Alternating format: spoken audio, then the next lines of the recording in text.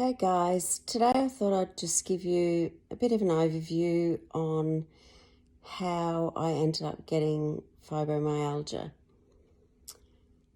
which I've now had for 20 years, so a long time.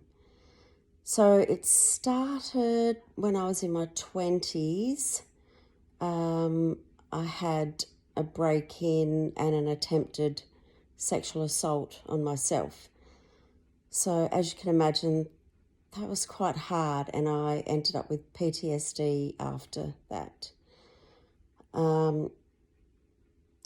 Soon after that, I moved out of the house I was in, and that became slightly easier. It was only a few years later that my first husband was in a car accident.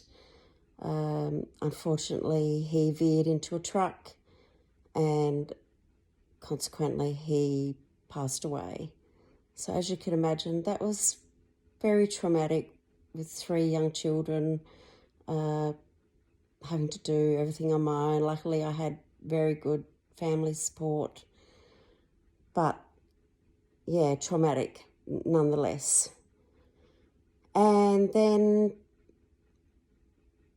I remarried and had my next son a couple of years later, and this is when I found out that after having him, I didn't have much energy. I had put on about 29 kilos in that pregnancy. I just could not lose the weight after. I was walking every day, but then asleep on the lounge in the afternoon.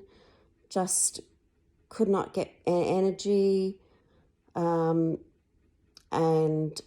never really thought about going to the doctor, just sort of thinking I was, an older mum this time around, 3 other children to look after besides him.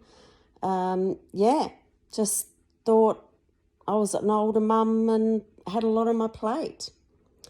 So then my 5th child, which I had a couple of years later,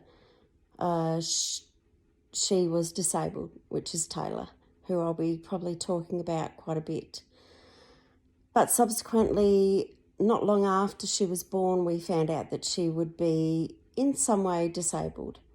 But I'll probably go and talk about that another time.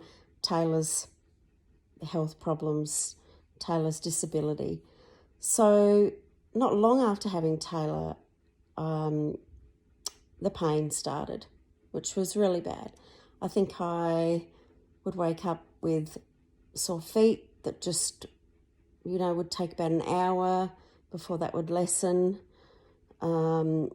I would have lots of aches and pains in my shoulder area, my neck, but my back was by far the worst at that time. And I think I had put up with a sore back for months before saying to my husband, I really need to go and see, a chiropractor or something.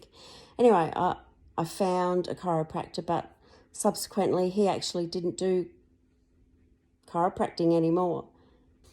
Sorry, I had a bit of brain fog then. So going back to it, seeing the chiropractor who didn't do chiropractic work anymore, he was actually an acupuncturist as well, and this is what he mainly did now. So he consequently saw me once. We went through everything that had happened to me.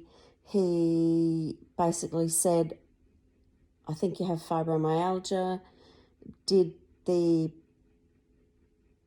pressure tests on me, went to press under my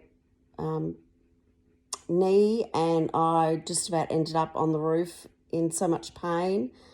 That was obviously, it wasn't a proper diagnosis, but this is when I feel my fibro started. So over the years, I did a lot of acupuncture. I started walking. I did lose a little bit of weight at one stage, about 10 kilos. Obviously, over the years, it came back on. Then, I did other things. I tried other things. But this is how my fibro started. So I think having the 3 traumatic events over a series of probably 8 years, I think was just enough for my body to just basically give up on me. And yeah, so that's it for today. I'll come back on another day and discuss other things, but that's basically what happened and how I ended up getting fibromyalgia.